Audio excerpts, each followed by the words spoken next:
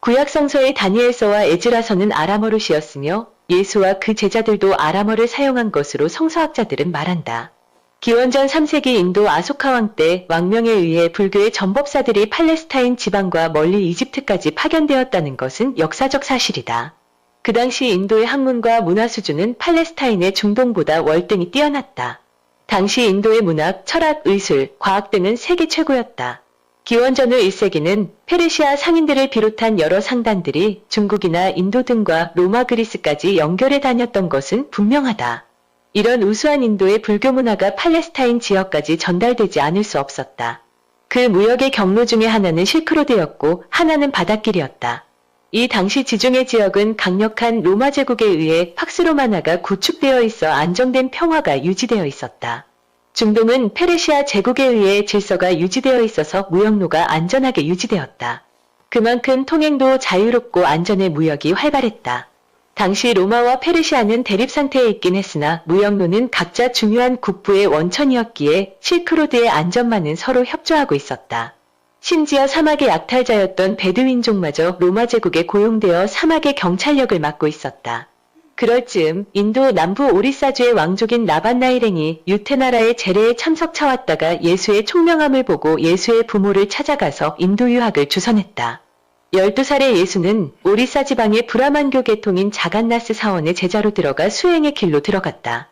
예수는 브라만교의 거장들에게 인도의 베다 경전과 우파니샤드를 공부하였고 불교 승려인 라마스와도 깊은 교류와 우정을 나누었다. 당시 겐지스 강변의 마을 베나레스는 브라만교의 성지이면서 동시에 불교도 매우 성한 곳이었다.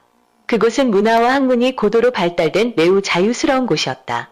예수는 14세 때 인도 최고의 의원이었던 우도라카의 제자가 되어 의술을 배웠다.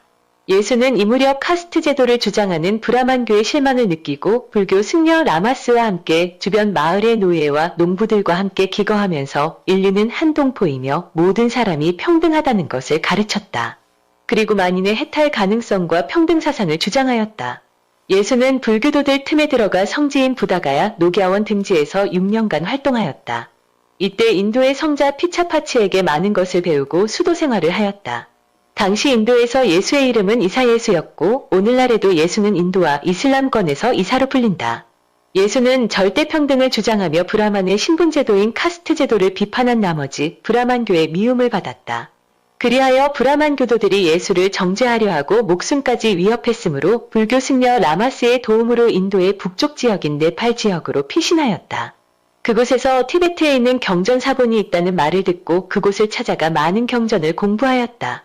이때 예수는 이미 히브리의 성자로 통했다.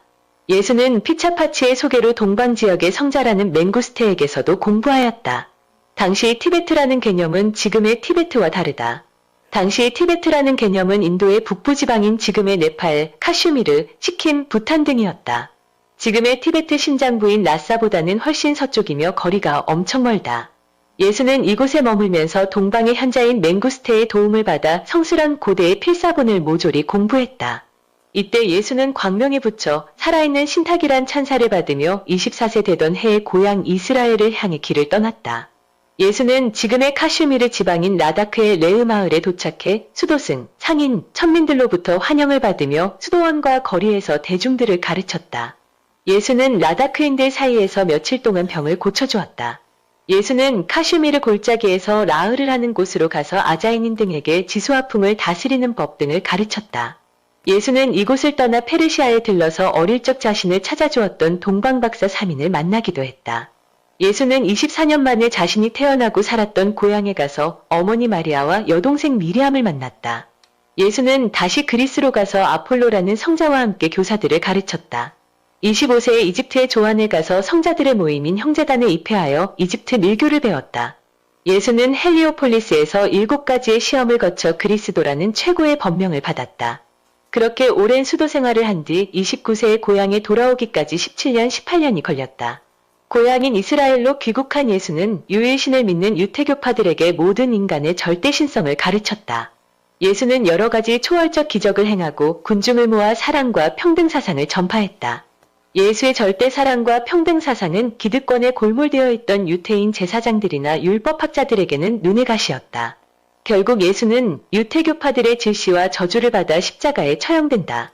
십자가에 달린 예수는 요한에게 자기의 어머니 마리아를 부탁한 뒤 엘리 엘리 라마 사박탄이라고 외치며 죽는다. 이것은 성서의 시편 60장에 나오는 구절이다. 그런데 예수가 외친 이 말은 티베트 불교의 진원인 엘리 엘리 라마 삼막 삼볼이었다고도 한다. 예수는 극도로 탈진한 상태에서 생사를 가름하는 순간에 평소 즐겨 외던 티베트의 다란이 주문을 암송한 것이라 주장된다. 하지만 기독교인들은 이를 아람어로 하느님 하느님 어찌하여 나를 버리셨나이까? 라는 뜻이라고 말한다. 어느 것이 맞는지는 알 수 없다. 하여간 이 말은 예수가 인도와 티베트에서 구도 생활을 했다는 증거다. 예수가 불교와 관련된 공부를 하였다는 것을 기독교인들은 불쾌하게 생각이 들 수도 있다. 하지만 인류의 위대한 성자가 아무 공부도 하지 않고 하늘에서 떨어진 존재처럼 얘기하는 것도 말이 안 된다. 예수가 외친 엘리 엘리 라마 사박타니가 다윗의 시편 60장이 아니고 티베트 불교의 진원인 엘리 엘리 라마 삼막 삼볼이었다는 문제는 사실 복잡하다. 하지만 예수가 당시 세계 최고의 문명을 자랑하던 인도, 이집트 등을 두루다니면서 공부를 했다는 것은 사실이다. 더욱이 티베트 불교에서는 이사라는 법명에 뛰어난 수행자가 있었다는 기록이 있는데 인도와 이슬람권에서도 예수를 이사라 부른다. 예수와 이사는 음값에서 크게 차이가 나지 않는다. 예수가 인도와 티벳에서 수학하였다는 것은 라마가경에서도 증명된다. 기독교의 정경인 누가복음 사가는 예수의 청년 시절 자료들을 모아놓고 고민하다 결국 그의 복음서에 넣지 않았다. 그 이유는 유태교라는 종교 때문이었을 것이다. 루가는 그의 저서 루가복음에서 존경하는 데오필로 각하에게 일이 일어난 순서대로 보낸다고 하였다. 그래놓고도 루가는 자세히 조사한 내용 중 예수의 13세부터 29세까지의 행적을 의도적으로 누락시켰다. 루가는 왜 예수의 청년 시절 자료를 공개하지 않았을까? 이상에서 보는 바와 같이 예수의 청년 시절은 보병 궁복음서인 성약성서를 통해서 완전히 복원할 수 있다. 기원을 전후한 시점에서 이스라엘과 팔레스타인 지역에는 성숙한 불교 문화가 강력히 침투해 있었음이 확인된다. 오늘날 가톨릭의 오래된 성당은 모두 사원으로 불린다. 예를 들면 프랑스 노틀담 성당의 경우도 노틀담 성당이 아니라 노틀담 사원으로 불린다.